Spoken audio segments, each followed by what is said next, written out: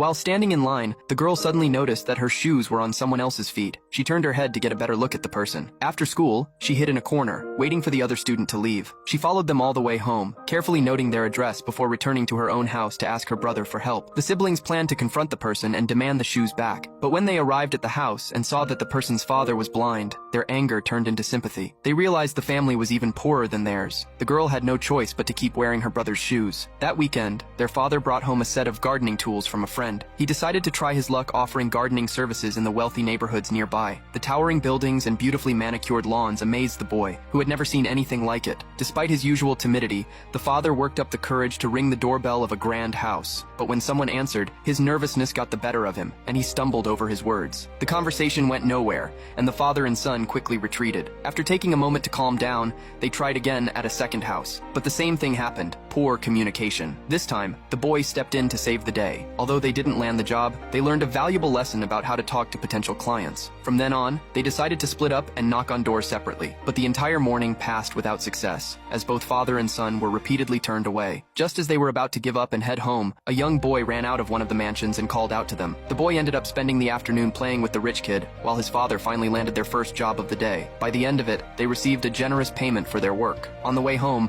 father and son excitedly talked about how this new job could help turn their fortunes around. The boy, however, had just one wish: to buy his sister a new pair of shoes. But as they were riding down a hill, the brakes on their old, worn-out bicycle suddenly gave out.